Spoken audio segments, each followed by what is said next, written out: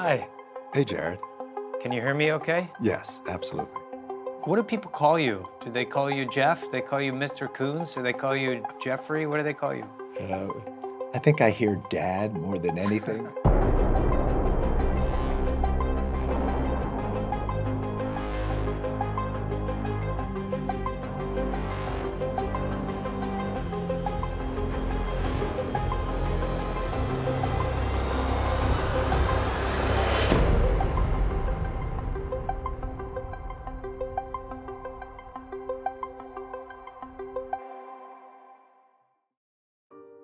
Why do you think your art has resonated with so many people?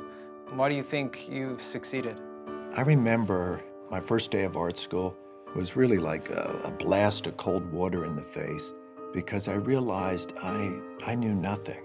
I had basically no cultural history in art, in established art. I didn't know who Cezanne was. I didn't know who Braque was, Matisse. And I survived that moment.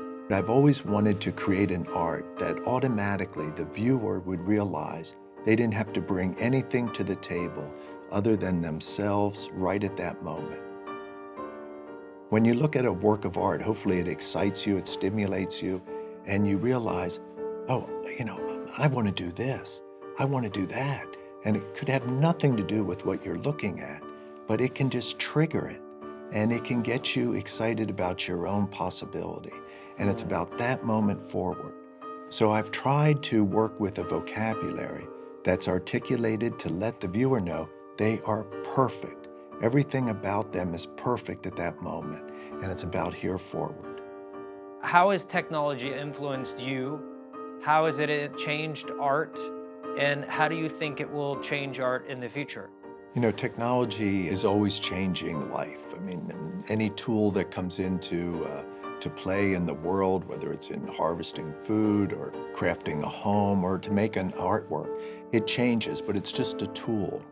And so the desire to communicate, to interpret the world, to enhance your own possibilities of expanding, and the tools can help you do that. It can help enlarge it, but it doesn't come from the tool. The tool is just kind of a stepping stone to help you continue to kind of push the envelope further.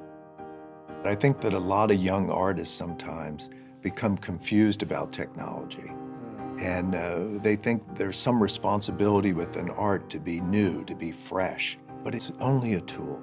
And so it comes from coming into contact with yourself, having self-acceptance, and going outward from there, and going on a journey in the acceptance of others, that you're actually able to touch people, and that they realize that there's a vocabulary here that's universal, that has as much meaning to them as to you, and gives us all a sense of more possibility. What is art like in 100 years? I was talking to a teacher the other day, and she was telling me that children's hands are actually they're losing the dexterity to even kind of form clay and do things because they're holding iPads and phones. And so they're much more used to this, that actually in art classes, they're having a harder time using scissors and manipulating their hands. So there can be physical changes, and those physical changes can also then adapt to other parameters that we're interested in. But this tension, this expansion is a constant.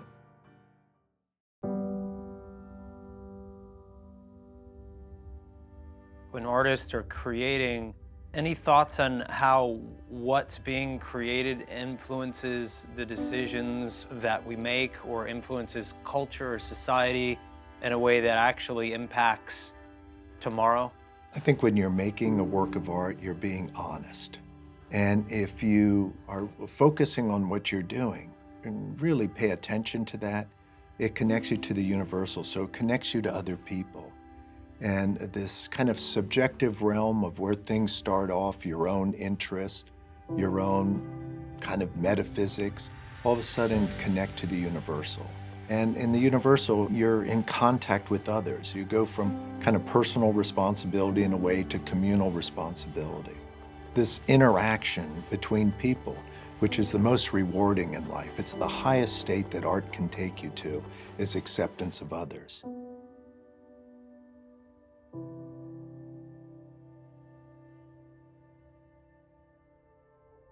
Why bother? But why make art? Why do it?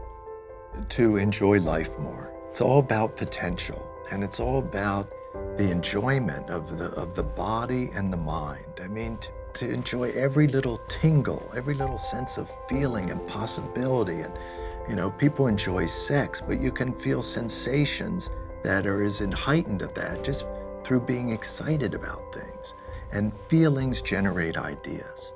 I love the first time coming across a powerful work of art that was like a gestalt, and you felt it, and you're under the control of personal iconography, where somebody is, articulated, they used a certain skill to control your feelings.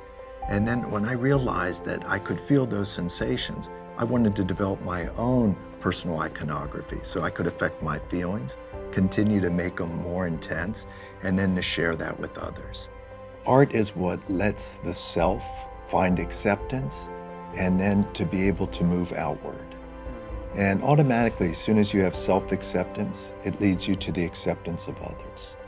You learn to take care of yourself, you learn to be able to excite the self, stimulate, have feelings, have ideas, and automatically you want to share them to your community.